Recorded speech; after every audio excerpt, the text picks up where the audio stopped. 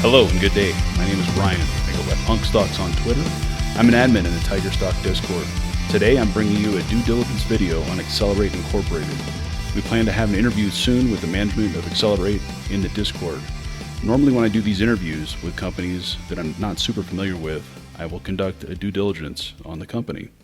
And today I decided I'm going to make a video on the process of how I do that and how I get familiar with these companies. Before we get into that, I'm going to read a little disclosure here. So first off, this isn't financial advice. This is simply some due diligence on a stock in a company. You may or may not be better at compiling due diligence than me. I do not claim to be the smartest person in the room, and take what I say with a grain of salt. That being said, I've been in the stock market as an investor for several years and actively trading for the past 2 or 3 years. As always, do your own research. All right, let's get to it. So it's Xcelerate Incorporated. The ticker symbol is XCRT, and that is a pink current OTC company. They've applied for OTC QB status. So if we go to the OTC markets, which is pretty much the Bible for any kind of OTC stock, and if you type in the ticker symbol XCRT, this is what you're going to get.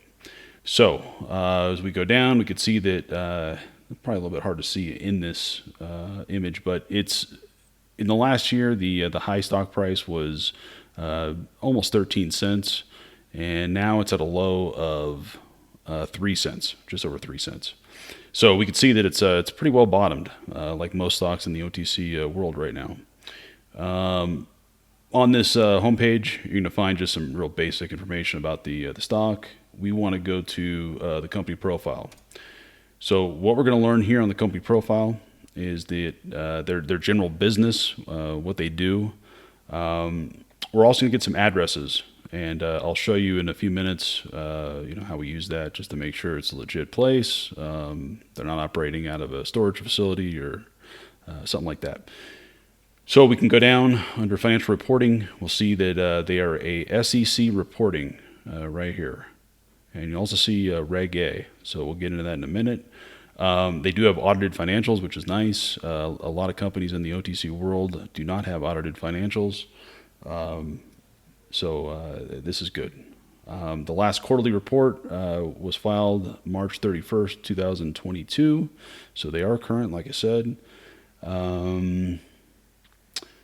Listing the CEO is Michael F. O'Shea, and that is, I believe, the person we're going to be having the interview with. Also gives the board of directors here. And they're listed as a dental equipment and supply company. That's not always accurate. And they are registered as a corporation in Florida. And again, I'll delve into that a little bit more. All right, next we're going to go to security details. As you can see, they have a market cap currently of just over $12 million. The authorized shares is 1 billion. Okay. Outstanding shares is only at 380 million, or 380.5 million.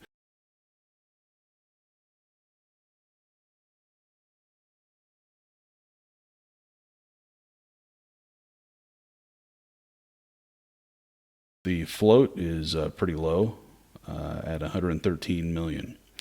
Coming down here at the end, we could see that they filed for a name change to XCRT in March of 2021.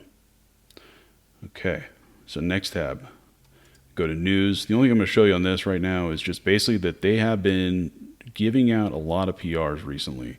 The last one was on June 22nd of 2022, but 2 weeks before that they had one, and in May they had, looks like three separate PRs they put out.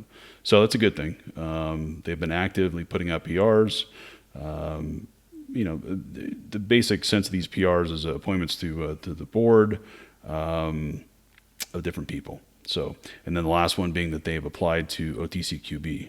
And if you're not aware what that is, that's mainly there's different criteria for a OTC stock to make it to OTC QB status. That is to hold a value over a penny for a certain amount of time, and also to have financials that are audited.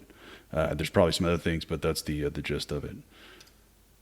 If we go to the disclosures, let's go to disclosures. I actually already have one open here. So this is going to be the last quarterly report. Again, that was for the period ending on March 31st, 2022. Let's go down here. Of interest, okay. They talk about that there is a Reg A that has been opened on the company, meaning there is an offering currently, okay. So they have the right to sell shares and to generate revenue. Okay, so that is currently ongoing. Again, we talked about this address before, 110 Renaissance Circle in Malden, South Carolina. I've already pulled that up. If we look at it here, this is the address.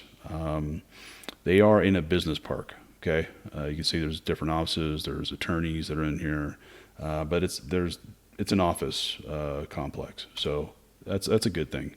It does say that they are getting their office rent free, so it could be that they're subletting an office, or maybe the one of the persons involved in the company has an office there and they're using some space in it. So, but as you can see, it's not out of a house or out of a storage facility or just a shack. So it's actually a real location, which is good. Let's get back to, sorry, there we go. Our quarterly report here. Just scrolling down. Like I said, the one thing that caught my eye is the fact that they do have the Reg A. It also speaks of some of the business that they're currently involved in, which is a company called Affia, and I will get to that more in a few minutes.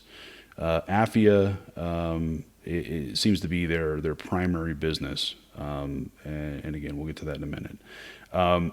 There are quite a few different issuances of shares. If we look at it, it all appears to be somewhat legit. I can't complain about it. It's all for services, right? So public relations, investor relations. They have all sorts of consulting, legal services, blah, blah, blah, blah, blah, even web development. Okay. So it all seems somewhat legit, that they're paying for these services via the issuance of stock. They don't seem to have a lot of revenues, so that's how they're generating the money to pay for these services. Again, let's get down to, okay, so this is what their business currently is.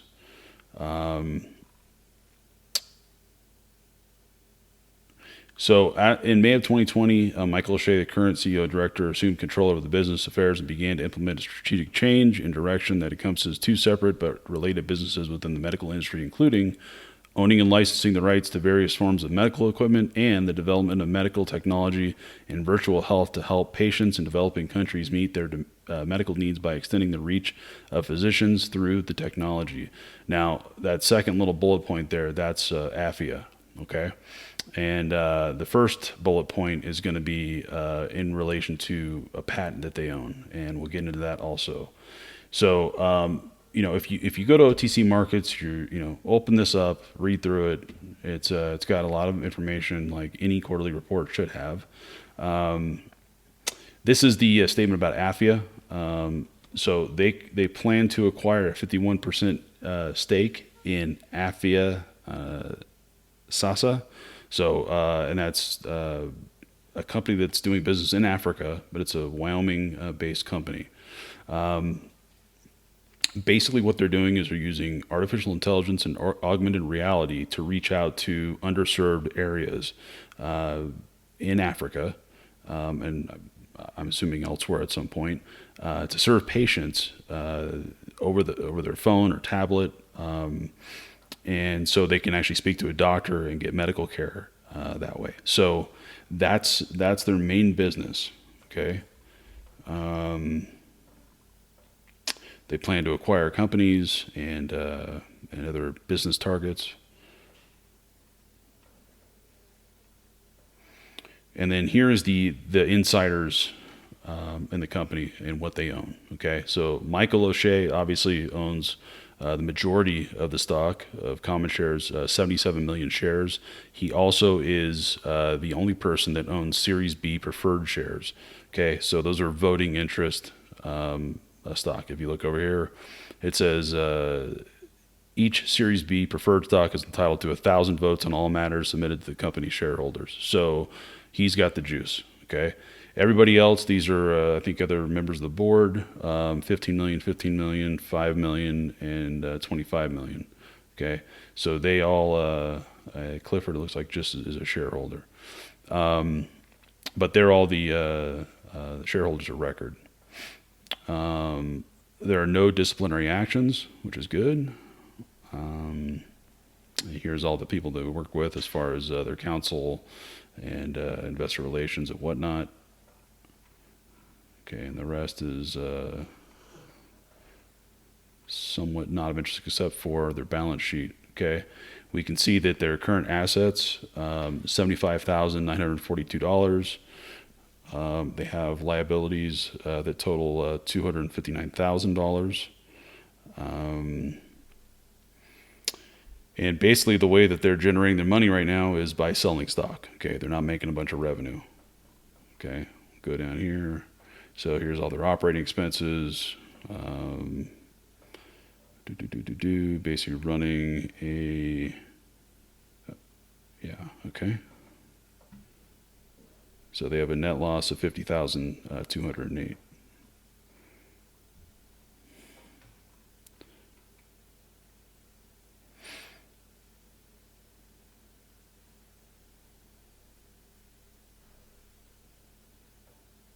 So their accounts payable in as of March 31st, 2022 is $29,000. And the cash flows mainly coming from financing activities. Okay, so $90,000 from sale of common stock. And so there you go.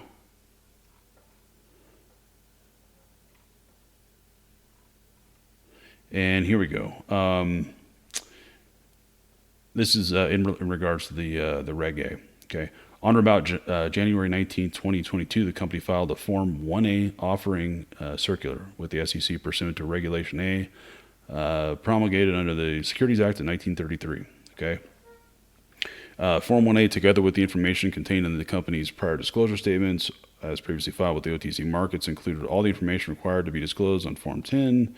The company currently has an established business plan that is implementing and also has a balance sheet that reflects total assets that include majority interest in an LLC company, as well as at least 2 patent pending applications. Management of the company believes that as a result of the aforesaid filings, as of January 19, 2022, the company has satisfied all the informational requirements to no longer be considered a shell company.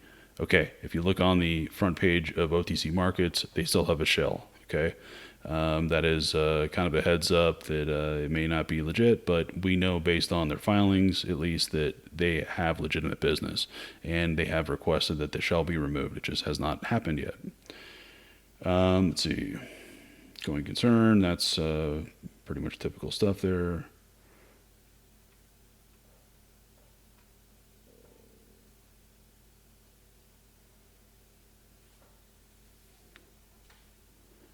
Okay, so basically saying that there's $15,000, almost $16,000 of cash and 0 of cash equivalents.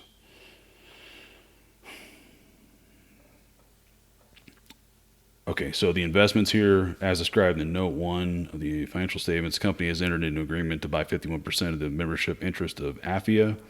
As of March 31st, 2022, the company had invested $60,000 in AFIA. Subsequent to March 31st, 2022, the company invested another $50,000 in AFIA. So they've invested a total of $110,000 into this AFIA company. So, okay,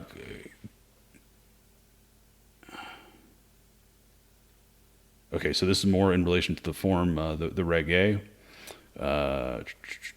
Under the terms of the offering, the company offered up to 20 million common shares at a price of 5 cents per share, or total proceeds of $1 million if fully subscribed. During the 3 months ended, the company raised a total of $90,000 from the sale of 1.8 million shares to investors. Okay, so that means that there are, as of March 31st, there's a little more than 18 million shares to be sold. Okay, so at that point they were still selling shares via the Reg A. Okay. Obviously, if you want to delve deeper into their last quarterly report, it's available on OTC Markets. I'm going to go real quick to the Florida Department of State. This is the Secretary of State of Florida, and this is basically showing that Xcelerate Incorporated is an active, right here, active member of the Secretary of State. They have an ongoing and active business in Florida. Okay. Let's jump to their website. First off, it's a very clean designed website. As we know from the quarterly report, that's how they paid for it, right? They used shares to pay for the web designer to take care of this. So it's a very nice website.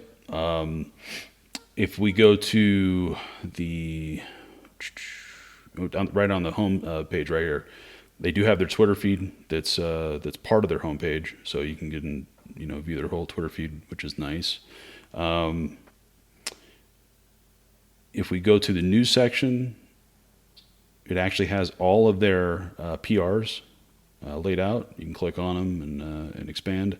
What I liked about their website was their bio section. So if you go to their bio section, you can read all about every single director, the CEO. What I find interesting is the CEO has a background in forensic accounting. So that's actually a really good thing for somebody that's heavily invested in a company, and you're worried about financial related matters, right? So this guy has a lot of experience. He's worked at the FBI. He's worked with all sorts of companies analyzing their accounting. So that's pretty cool. Jason Householder. He is he's the business guy, if I'm not mistaken. He specializes in assisting medical and dental and veterinary practices to devise strategies to run their businesses. So he's the business guy. He's the, Michael is the accounting guy. And then Steve, he's been responsible for the startup of 25 manufacturing plants around the world. And over 300 new product introductions for large corporations. Okay, so they have someone good with numbers, they have someone good with businesses, and someone good with implementing a strategy, right? So pretty good. And then everybody else on the advisory board, they're all doctors and scientists. So pretty good. Okay, so you can read through that and delve deeper. Let's see here. We'll go to their the Twitter account, and that is at Xcelerate US. Again, Xcelerate is spelled not the common spelling. It's with an XCEL. So that's Xcelerate. If we go down to through their Twitter feed, okay, they've been very active. However, their tweet stopped June 23rd. Does that mean anything? I don't know. Who knows? Maybe they're in a quiet period and we don't know. Okay. But anyways, going back from June 23rd, they were very active with weekly, sometimes daily tweets. Okay. So that, that's a good thing to see that a company's actually active and making time to put out information to investors. I do want to get into this. This was given to me by the Tiger from Tiger Stock Discord. So basically he had also compiled some information. And then the gist of this information is, well, what is Xcelerate really into, right? Okay, so they're trying to solve some of the world's problems when it comes to non-communicable diseases that are going on around the world, in particular in Africa, right? So they're trying to solve it by, getting medical aid to people that need it in, rural communities and even urban communities that are underserved. Okay, So they are, building this team, who we just talked about right here, with all their advisory boards, building a team to deal with this problem, right? And so part of that was acquiring AFIA. That's one of their prongs of their business. And the other prong is to acquire companies, right? And so one of the companies, or one of the pieces they acquired was this. It's U.S. patent 10718-586, and it deals with basically an alloy technology for medical tools. Okay, of interest. If you look at the bottom here, there's a license that they have. They're readily able to license this technology out, and they're going to receive a 5% royalty paid to the company for generated from every sale of the product developed under the license. Okay, and that's going to be both the patents inventors have joined the company, and that's Mr. Steve Gravely, who's a member of the board of directors, and Dr. Anja Glisovic. Okay, he's the acting chief science officer. So both those people are now with the company, with Xcelerate, which is pretty cool. Okay. This is talks about AFIA again, so feel free to pause this and read up. But so those are their prongs, right? So they have some multiple types of business going on. I look forward to speaking with the company and getting some more information. When we do that, the interview will be put out onto YouTube. And then, following the interview, I plan to put out basically a quick video on the bullet points from the interview as well. Okay, so I know some people don't like to listen through a whole bunch of stuff. They get kind of bored. I get it. So we'll put out the bullet points and go from there. If you like what you heard, I know I may have been a little bit long-winded. I apologize for that. But if you like what you heard, go to Tiger Stock Discord, and I'll put a link at the bottom of that. I'll put my link to my Twitter as well. If you have any questions, I hope I can help you answer them. That's it. So I appreciate it, and thanks for joining me. All right, bye-bye.